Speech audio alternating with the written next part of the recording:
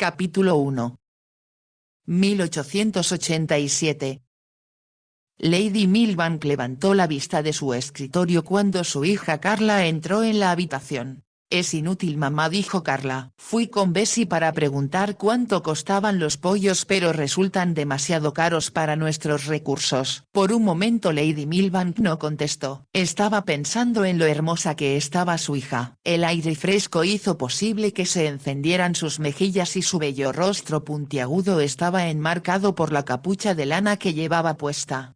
Lady Milbank imaginó que otras muchachas de la edad de Carla debían llevar puestas capuchas adornadas con pieles. También se dio cuenta con gran dolor de que el abrigo de su hija ya era demasiado pequeño para ella y además se veía deshilachado. «Así que solo compramos algunos retazos de carne», continuó diciendo Carla, «para que Bessie haga un estofado». Arrugó su pequeña nariz. «Ya estoy harta de estofado y comprendo que tú también lo estás, mamá, pero con toda franqueza no nos alcanzaba el dinero para más». Lady Milbank suspiró. Era un suspiro profundo que parecía surgir de las profundidades mismas de su delgado cuerpo. A los 38 años era aún muy hermosa, como su hija. Si hubiera podido darse el lujo de vestir a la moda, se habría visto sensacional en cualquiera de las fiestas a las que ya no eran invitadas. Desde que muriera Lord Milbank un año antes se fueron alejando del alto mundo en el cual se habían movido siempre debido a que ya no podían darse el lujo de pertenecer a él. No eran solo los vestidos los que estaban más allá del alcance del bolsillo de Lady Milbank, sino también el hecho de que ella no podía corresponder a las invitaciones que recibía y era demasiado orgullosa para aceptarlas. Ahora, al mirar a su hija, se preguntó si en realidad debía haber aceptado algunas de esas invitaciones, si no por ella, al menos por Carla. La verdad era que se había sentido en extremo desventurada cuando su esposo murió inesperadamente. Aunque era algunos años mayor que ella, vivieron muy felices. Cuando comprendió la situación financiera en que había quedado, se sintió al principio derrotada. No soportaba la compasión de personas que en el pasado se habían mostrado muy solícitas con su esposo. No solo lo hacían porque era un importante diplomático, sino también porque era un hombre muy interesante. En cambio, era muy distinto para las anfitrionas de la alta sociedad tener que invitar a una viuda con una hija que se convertía en rival para sus propias hijas. Además, Lady Milbank no podía siquiera pagar un carruaje alquilado para que las condujera a los lugares donde había cenas o bailes. ¿Cómo pudo papá dejar sus asuntos en tal confusión?, le había preguntado Carla con amargura. Su madre acababa de explicarle que realmente no tenían medios suficientes para vivir y le contestó: «Tu padre nunca fue un buen hombre de negocios, percibía un buen sueldo en el servicio diplomático pero gastaba hasta el último penique. El dinero que heredó de su padre fue mal invertido». Sintió que las lágrimas se agolpaban en sus ojos al recordar cómo le habían explicado los abogados su situación poco después de la muerte de Lord Milbank. Le manifestaron con claridad que todas las inversiones hechas por su esposo habían resultado un desastre. Había invertido en compañías que terminaron declarándose en quiebra o entregó su dinero a financieros que huyeron con las inversiones de sus clientes. Asimismo, había gastado en ideas descabelladas que prometían convertirlo en hombre rico de la noche a la mañana, pero que resultaron un fiasco a final de cuentas. Todo se reducía a que la viuda de Lord Milbank solo se había quedado con una casa que nadie quería comprar, la cual contenía casi nada que se pudiera vender. Ya había vendido todo cuanto era vendible mes tras mes, semana tras semana. Ahora comprendió que a menos que se resignaran a morir de hambre debía buscar alguna solución. Debido a que Lady Milbank no se atrevía a presentarse en las tiendas de empeño, dejaba siempre las negociaciones en manos de Bessie. Era la única sirvienta que les quedaba, una buena solterona que tenía ya 10 años con ellos. Con frecuencia pensaba, sin embargo, que Bessie no era muy hábil para obtener buenos precios por las cosas. «Tendré que ir yo misma», decidió, y se preguntó qué podría llevar en esta ocasión. Carla dio la vuelta al escritorio y rodeó a su madre con un brazo. «Te veo triste, mamá», dijo, «y ya sabes que a papá le gustaba que sonrieras siempre». «Es difícil ahora», murmuró Lady Milbank y su voz se quebró en un sollozo. «Ven a cantar para mí», suplicó Carla, «como lo hacías para papá». Lady Milbank lanzó una risa inesperada. ¿A esta hora de la mañana? ¿Qué importa la hora? Cuando te oigo cantar siento como si me transportaras a otro mundo donde no existen preocupaciones ni problemas. Estoy segura de que eso era lo que sentía papá también. Lady Milbank se levantó del escritorio. Supongo, en realidad expresó, que debía yo vender el piano. Carla lanzó un grito de protesta. Oh no mamá, ¿cómo puedes siquiera pensar en hacer tal cosa? Tú sabes lo que significa para ti. Y para mí. Lady Milbank cruzó la habitación para sentarse en el piano de cola que se encontraba al fondo, en un nicho. Era verdad que tenía una voz extraordinariamente hermosa. Su esposo la hacía cantar para él la mayor parte de las veladas que pasaban solos. Por lo tanto habían colocado el piano de tal modo que desde su sillón favorito y sentado cómodamente pudiera verla. El piano estaba elevado en una pequeña plataforma. El nicho formaba un hermoso marco para ella aunque era un poco teatral. Desafortunadamente ahora que necesitaban el dinero no podían vender los murales de flores y pájaros contra los cuales se encontraba el piano. Había costado mucho dinero a Lord Milbank que los pintaran a su entera satisfacción. Lady Milbank se sentó en el banquillo del piano. Su cabello oscuro quedaba recortado en silueta contra la brillante escena en la que volaban aves exóticas. Bajo ellas había flores de todos los colores imaginables que se extendían hasta perderse en un horizonte nebuloso. Lady Milbank deslizó los dedos sobre las teclas. Enseguida empezó a entonar con mucha suavidad una canción italiana que ella sabía que era una de las favoritas de su hija. No había la menor duda de que su voz era exquisita y melodiosa. Mientras cantaba olvidó sus tribulaciones y a Carla le pareció como si su madre fuera un ángel que cantaba en el cielo. Solo cuando la canción terminó y Lady Milbank dejó que sus manos cayeran en su regazo Carla comprendió que había estado escuchando casi sin respirar. «Fue maravilloso mamá», exclamó. «Nunca te había escuchado cantar mejor». Lady Milbank extendió la mano para tocar el piano como si lo acariciara. «Tu padre pagó mucho dinero por este piano», dijo con tristeza. «No vas a venderlo mamá», protestó Carla y se levantó de un salto de la silla que había estado ocupando. «No nos servirá de mucho si no tenemos para comer», le hizo notar su madre. Carla se apoyó en el piano. «¿Están las cosas tan mal?» «Mucho me temo que sí hija. Debo pagar a Bessie su sueldo. Le debo ya 3 meses. Tal vez», sugirió Carla titubeante, «podríamos acercarnos a alguno de los familiares de papá y pedirle ayuda». «¿Cómo podemos hacer una cosa semejante?», preguntó Lady Milbank con rapidez. «No han venido a vernos siquiera desde que murió tu padre. De hecho se consideran a sí mismos muy pobres». «Entonces yo debo buscar algo que hacer», exclamó Carla. «Sin duda después de la vasta y costosa educación que me dieron podré ganar dinero de algún modo, aunque sea trabajando como institutriz». Su madre rió. «Queridita, no puedo imaginarme a nadie empleándote como institutriz». «¿Por qué no?», preguntó Carla. «Porque mi amor eres demasiado bonita. Y las institutrices bonitas siempre causan problemas en una familia. Si solo tienes 18 años y luces como una flor de primavera, una dama, a menos que sea ciega no te dejaría cruzar el umbral de su casa». Carla se echó a reír. «Hablas como la autora de una de esas novelas que tú no quieres que yo lea». Su madre se encogió de hombros. Carla pensó con una sonrisa, aunque no lo dijo así, que en ocasiones la sangre italiana de su madre dictaba la pauta a seguir. Lady Milbank era hija del conde de Ravello, italiano, y de su esposa inglesa. No había la menor duda de que su origen italiano le había dado aquella hermosa voz. También la dotó con ojos oscuros que parecían brillar con intensidad cuando estaba feliz y que lanzaban fuego cuando estaba enfadada. Al mismo tiempo su madre inglesa era la responsable de su piel blanquísima y de sus facciones clásicas. Su hija había heredado ambas cualidades. Carla sin embargo se parecía más a su padre que a su madre. Su cabello claro con tonalidades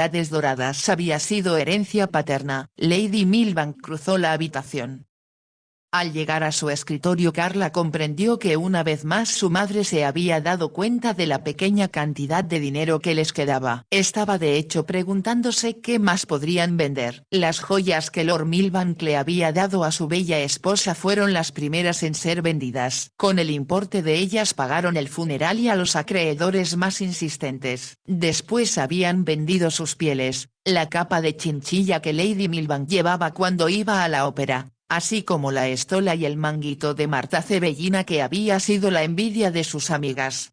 Siguió la capa de armiño que hacía lucir el vestido de noche más sencillo como modelo de elegancia. Después fueron vendidos los objetos de plata que les produjeron muy poco dinero. Los adornos de porcelana fueron todavía más mal pagados. Y el mismo destino sufrieron otros objetos que Bessie pudo vender en las tiendas de baratijas de segunda mano que existían en Islington. Lord Milbank había comprado una casa allí cuando era todavía una zona popular. Aunque ya no era tan elegante como lo fuera al iniciarse el reinado de la reina Victoria, Lord Milbank decidió, cuando vio la casa, que era una ganga considerando su tamaño. Él deseaba ser el dueño de un lugar donde poder recibir a sus amistades cuando estaba en Londres. Pensaba de forma ilusoria que cuando se retirara del servicio diplomático compraría una finca en el campo. Él siempre había gustado de vivir con gran lujo. Debido a los diferentes puestos que había ocupado, el gobierno le proporcionaba casa, sirvientes, carruajes y caballos. Nunca se preguntó realmente si podía sostenerlos o no. Fue cuando estuvo trabajando en la embajada de Roma que se enamoró locamente y por primera vez en su vida. Tenía 38 años y aunque disfrutó de un gran número de idilios nunca había conocido a una mujer con la que quisiera casarse. Cuando conoció a María, la hija de 17 años del conde de Ravelo, supo que no podría vivir sin ella. No era solo hermosa sino que también lo cautivó con su hermosa voz. Lord Milbank siempre fue muy aficionado a la música. Mientras trabajaba en las embajadas de Budapest, Viena, San Petersburgo y después Roma, la música ocupaba una parte importante de su vida. Cuando oyó cantar a María sintió que estaba escuchando la voz de un ángel. Ambos se conocieron por absoluta casualidad en una fiesta ofrecida al rey de Italia. Lord Milbank, aunque no era embajador todavía, era un diplomático importante debido sobre todo a su gran inteligencia. Después de una cena prolongada y fastidiosa los invitados pasaron al salón. Les anunciaron que iban a deleitarse escuchando música y canciones que habían sido preparadas especialmente por Gustav Dessoff de Viena. Como Lord Milbank bien sabía, Gustav Dessoff tenía ya un gran prestigio en el mundo musical. Recordó haberse encontrado con él en varias ocasiones. Era un austríaco de buena familia quien sin embargo no se había conformado con quedarse en su cómoda finca del campo y se dedicó al desarrollo de la música. Se especializaba en descubrir músicos y cantantes que bajo su guía y protección se convertían en reconocidas estrellas. Sucedió que Dessoff se encontraba en Roma cuando se organizó la fiesta para el rey. Fue invitado a llevar, para divertir a su majestad, a algunos de sus descubrimientos para que actuaran después de la cena. Como siempre, Dessoff andaba buscando alguna novedad. Estaba seguro de que su majestad debía estar muy familiarizado con todas las estrellas de la ópera. Se preguntaba si podría encontrar a alguien diferente que pudiera proporcionar cuando menos un tema de conversación para la velada. Pensó en si debía o no hacer que viajara de París a Roma un barítono que acababa de descubrir y que le parecía excepcional. O tal vez debía hacer traer a una soprano a quien acababa de escuchar en Milán. Entonces su prima, con quien estaba hospedado, le insistió para que asistiera a un concierto en un seminario para jovencitas que no quedaba lejos de allí. Le dijo que su hija iba a tocar el piano. Gustav Dessoff pensó que iba a ser un terrible aburrimiento para él aquel concierto. Sin embargo, debido a que era un hombre bondadoso, aceptó, no sin pensar para sus adentros que sería una tarde desperdiciada cuando podía estar disfrutando de las alegrías de Roma. Como lo suponía, el concierto tuvo lugar en el salón de actos de la escuela. Las muchachas subieron al estrado una tras otra para mostrar a sus padres lo que les había enseñado su maestra de música. Esta era una anciana que no poseía talento propio. Gustav Dessov se sentó orando porque el concierto terminara lo antes posible y así poder escapar. De pronto apareció una muchacha que él decidió que cuando menos era en extremo bonita. Desde luego destacaba entre las demás alumnas como una piedra preciosa en una montadura corriente. Cuando empezó a cantar Gustav Dessov contuvo el aliento. Desde las primeras notas se dio cuenta de que era una cantante excepcional y cuando terminó él se hallaba en un verdadero estado de éxtasis. Nunca, pensó, había oído una voz más hermosa ni más pura que esa. Con las notas altas María parecía rozar el cielo. Apenas si logró contener su ansiedad hasta que el concierto terminara para poder ser presentado a la muchacha que había cantado como Los Ángeles. Supo que su nombre era María Ravelo y que su madre, la condesa, se encontraba entre el público. Gustav Dessov no encontró difícil lograr que lo invitaran a la casa del conde. Allí María cantó de nuevo para él. Comprobó que no se había equivocado al suponer que la muchacha era una de esas personas excepcionales dotadas con una voz perfecta que casi no requieren entrenamiento alguno. Trató de explicar al conde y a su esposa lo especial que era su hija. Ellos se mostraron complacidos con la admiración de Dessov. Debido a lo persuasivo que era permitieron que María cantara en la fiesta que se ofrecía al rey. Confío, dijo la condesa con su tranquila voz inglesa, que usted conozca a los demás artistas que actuarán en la fiesta. De otro modo creo que sería un error que mi hija se mezclara con ellos. Gustav Dessov comprendió con exactitud lo que la dama quería decir. Prometió que la joven estaría en todo momento acompañada de una persona de respeto y que se le protegería no solo de los artistas sino también de los invitados. Él supuso que alguno de estos podía pensar que tenía derecho a mostrarse impertinente con ella por el solo hecho de que iba con él. Era evidente y lógico que la condesa se preocupara tanto por su hermosa hija. Gustav Dessov sin embargo logró que los padres de María fueran invitados a la fiesta que se llevaría a cabo después de la cena. Esta fue una concesión que dejó muy satisfecho al conde. Sabía que en ninguna otra circunstancia habría sido lo bastante afortunado como para ser incluido en una fiesta real. María cantó. Una vez que empezó a hacerlo dejó de sentirse turbada porque como de costumbre la música pareció transportarla a otro mundo. No tenía la menor idea de lo hermosa que se veía de pie en el pequeño escenario lleno de flores. Había sido erigido ex profeso al fondo del salón para aquella fiesta. Con María en mente Gustav Dessov hizo arreglos para que el resto de la música fuera muy diferente. Asistió un pianista de fama mundial, un violinista que venía de Hungría y un cuarteto que era lo bastante bueno como para dejar complacido al más exigente de los italianos. Sin embargo solo asistió un cantante, y fue María. Pidió a sus padres que vistiera de blanco. Parecía una azucena con su cabello oscuro y su piel muy blanca. Cuando terminó de cantar se hizo ese pesado silencio que todo profesional sabe que es el mayor cumplido que puede recibir. Después estalló el aplauso que tratándose de un público tan distinguido resultó estruendoso. Gustav Dessov había posteriormente suplicado al conde y a la condesa que permitieran que él tomara a María bajo su protección. Yo la presentaré, les dijo, en todos los grandes teatros de ópera de Europa. Debido a lo insistente que era empezaban a encontrar difícil seguir rehusándose a lo que les pedía cuando apareció en escena Lord Milbank. Él había asistido al concierto, escuchó cantar a María y al hacerlo perdió el corazón. Se casaron un mes más tarde. Tú jamás aparecerás en público mi amor dijo él, y solo cantarás para mí. Pero te prometo que nunca tendrás un público más rendido a tus pies que yo. Él era apuesto, experimentado y muy gentil con ella. María se enamoró y se mostró dispuesta a hacer cualquier cosa que él le pidiera. Nunca te olvidaré, dijo Gustav Dessov cuando asistió a su boda. Le hizo un regalo muy costoso. Algunas veces cuando veas esto le había dicho, recuerda que para mí tú fuiste el tesoro que no está a mi alcance, el sueño que nunca se hizo realidad. Ella había sonreído y pensó que lo olvidaría. Viajó con su esposo a diferentes países y escuchó a muchos cantantes. Algunas veces pensaba, con cierta tristeza, que le habría gustado cantar Carmen o Aída. Sabía que lo habría hecho mejor que algunas de las sopranos famosas a las que había oído cantar. Lord Milbank nunca le permitió cantar para nadie que no fuera para él mismo y su hija Carla.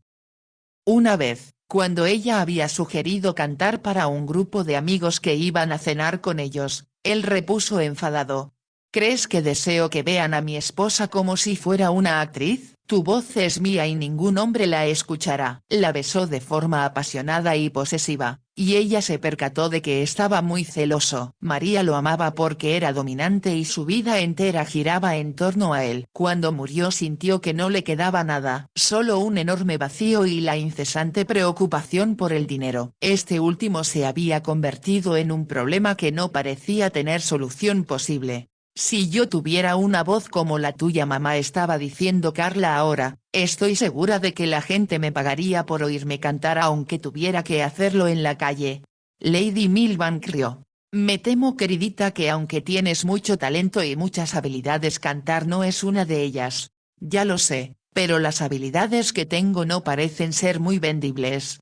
Necesitamos vender algo, afirmó Lady Milbank con desesperación, pero no sé qué puede ser. Bessie entró en la habitación en ese momento. El almuerzo está listo, milady, anunció, aunque si milady me lo pregunta no hay suficiente ni para mantener vivo a un ratón. Lo sé, Bessie, repuso la dama. La señorita Carla me estaba diciendo que todo resultaba inaccesible para nosotros esta mañana.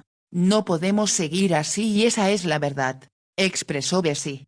Ya lo sé, contestó Lady Milbank dirigiéndose hacia la puerta. Carla la siguió y Bessie caminó detrás de ellas. La oí cantar, comentó Bessie mientras avanzaba arrastrando los pies. Es una lástima que no pueda participar en la competencia que están teniendo en el Covent Garden. ¿Qué competencia, Bessie?, preguntó Carla. Mi sobrina me comentó sobre esa competencia cuando fui a visitarla ayer, contestó Bessie. Parece que un señor muy importante vino a Londres para buscar una nueva estrella que vaya a cantar a Viena o a algún lugar así. Llegaron al comedor y Lady Milbank se sentó frente a la mesa con Carla a un lado. Bessie había puesto en la mesa una fuente de porcelana que contenía una pequeña cantidad de estofado. A los diminutos trozos de carne agregó 2 o 3 zanahorias y una cebolla que ella y Carla habían comprado en el mercado. Era el platillo que comían regularmente pues era el más barato que podían preparar. Bessie volvió a la cocina para traer los platos que había dejado calentando en la estufa. Los puso frente a Lady Milbank diciendo: mi sobrina sabe bailar y ha estado en el coro del Covent Garden desde hace 3 años, pero tiene la voz de un cuervo, ni más ni menos. Se echó a reír de su propio chiste. Entonces, cuando Carla advirtió que su madre no prestaba atención a lo que Bessie decía, preguntó: ¿hay muchas mujeres dentro de la competencia? No. Solo 2 o 3 a quienes les han dicho que tienen cierta oportunidad. Este austríaco o lo que sea es muy exigente, pero dicen que si encuentra a alguna que destaque puede hacer que gane miles de libras esterlinas. Había una nota de envidia en la voz de Bessie y Carla se echó a reír. Bueno, yo estaba diciendo a mamá hace unos momentos que nunca haré fortuna cantando. Miró a su madre y comentó: eso es verdad, mamá, ¿no es cierto? Y creo que tampoco haría muy buen papel como bailarina. Lady Milbank estaba sirviendo la porción más grande que era posible servir de la limitada cantidad de estofado en el plato de su hija. Como si se diera cuenta súbitamente de lo que se estaba diciendo, preguntó: ¿quién es ese hombre que está calificando a las cantantes? ¿Te mencionó su nombre tu sobrina? Sí, me lo dijo, pero no lo recuerdo, contestó Bessie. Déjeme ver. Era muy extraño. Dress off. O algo así. Lady Milbank bajó la cuchara. ¿No será por casualidad Gustav Dessoff?, preguntó. Sí, eso es, contestó Bessie. No sé cómo esos extranjeros pueden recordar su nombre. Salió del comedor al decir eso. Gustav Dessoff, repitió Lady Milbank con suavidad. ¿Has oído hablar de él, mamá?, preguntó Carla. Estaba comiendo con rapidez lo que había en su plato porque tenía mucha hambre. Lo conocí en el pasado. Él pensaba que mi voz era excepcional. Y lo es. Carla levantó la mirada. Mamá, ¿estás pensando en participar en la competencia? Estaba bromeando, pero su madre no contestó. ¿Lo estás pensando? Hubo una larga pausa antes que su madre respondiera. Voy al Covent Garden esta tarde para ver a Gustav de Sof otra vez.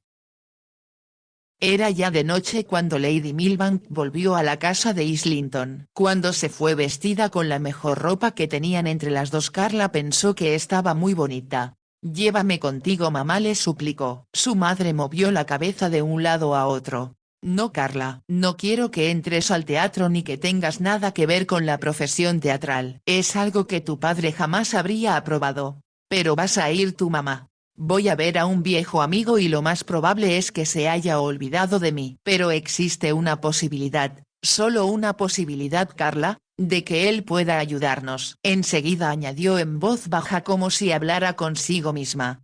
Después de todo, no tengo nada que perder al hacer el intento. ¿Cómo vas a llegar a Covent Garden, mamá? Está muy lejos de aquí. Tendré que tomar un coche de alquiler, contestó Lady Milbank. Miró a su alrededor como buscando algo que vender. Y de pronto se quitó su anillo de bodas. Dile a Bessie que vaya cuanto antes a la casa de empeños con esto. Pero mamá.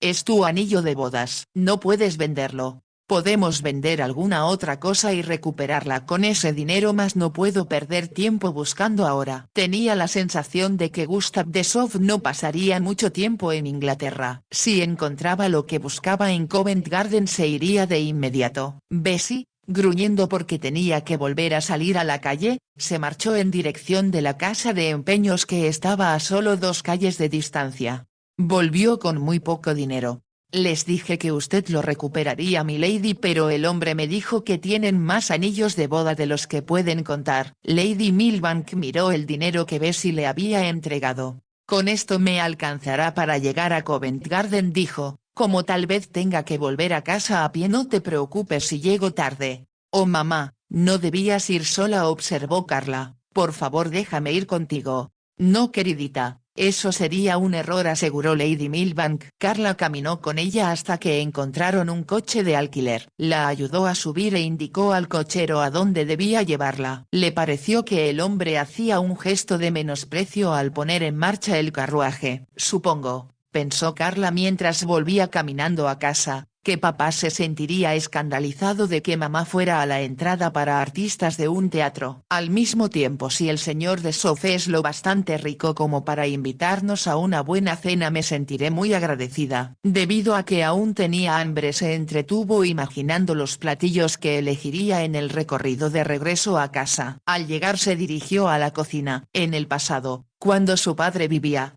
había un cocinero y 2 ayudantes para preparar sus comidas. Ahora solo estaba Bessie, que bebía una taza de té en esos momentos. ¿Acompañó a su madre hasta el coche, señorita Carla?, preguntó. Sí, y espero que llegue bien, contestó Carla sentándose en una de las sillas de la cocina. He estado pensando que debí haberme quedado con algo del dinero que me dieron por el anillo de su mamá, señorita Carla. Hubiera podido comprar unas cuantas papas para cenar. Estoy cansada de comer papas, trozos de pan duro y estofado hecho con pellejos más que con carne, murmuró Carla. Usted tiene que hacer que su madre haga algo efectivo para remediar esta situación. Sin duda habrá alguien que quiera comprar esta casa. La hemos puesto en manos de 3 agentes diferentes y no ha podido venderla ninguno de ellos. Dicen que es demasiado grande y que la gente que vive en esta zona prefiere algo más pequeño, suspiró. A papá siempre le gustó todo lo grande, elegante y opulento.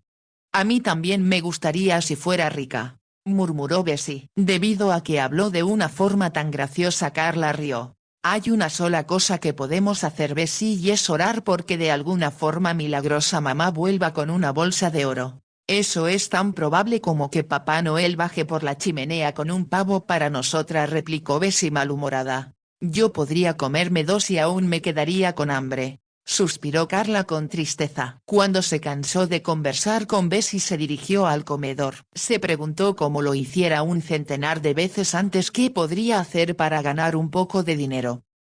Debe haber algo que pueda hacer, pensó. Aunque tuviera que ser dependienta o barrer las calles sería mejor que seguir muriendo de hambre poco a poco. Las horas transcurrieron con mucha lentitud. Cuando dieron las 6 de la tarde empezó a pensar con desesperación que algo debió haber sucedido a su madre. En esos momentos oyó el sonido de pisadas de caballo afuera y corrió a abrir la puerta del frente. Esperaba ver a su madre bajar del mismo tipo de carruaje destartalado en el que se había ido al Covent Garden. Para su sorpresa, afuera se encontraba un carruaje de aspecto costoso tirado por 2 caballos. El cochero, con sombrero de 3 picos, estaba sentado en el pescante en tanto un lacayo había bajado para abrir la puerta del vehículo. Su madre descendió de él y bastó una mirada para que Carla se percatara de que tenía los ojos brillantes y estaba muy emocionada.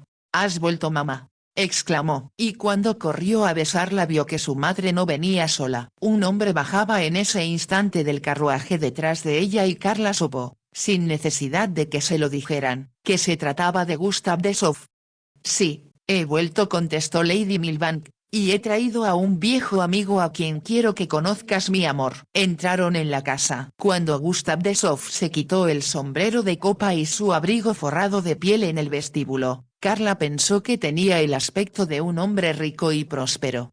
Estaba segura de que su madre había traído buenas noticias. Entraron en el salón antes que Lady Milbank expresara: «Quiero presentarte a mi hija Carla. Es, como puedes ver, muy distinta de como yo era cuando me conociste. De cualquier modo es muy hermosa», señaló Gustav Dessoff. Tenía una voz profunda con un leve acento extranjero. A Carla le pareció que sus ojos, bajo espesas cejas, eran astutos y penetrantes aunque al mismo tiempo bondadosos. «Siéntate por favor», sugirió Lady Milbank. «Me temo que aunque parezca poco hospitalario no tengo nada que ofrecerte para beber». Habló con voz titubeante como si se sintiera mortificada, pero Gustav Dessoff intervino.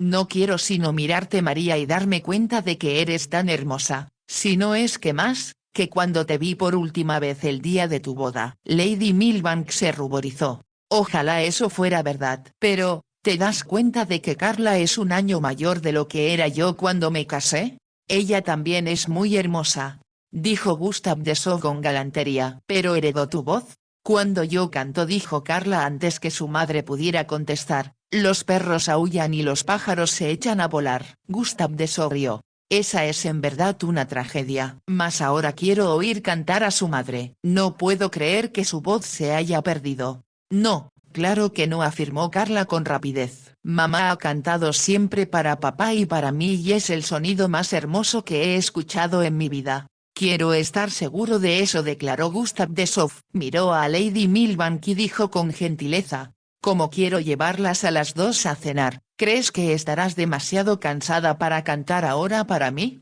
«No, por supuesto que no», contestó ella, «solo temerosa de desilusionarte. Tengo la impresión de que no será así. Al mismo tiempo me conoces lo suficiente para saber que voy a decirte la verdad».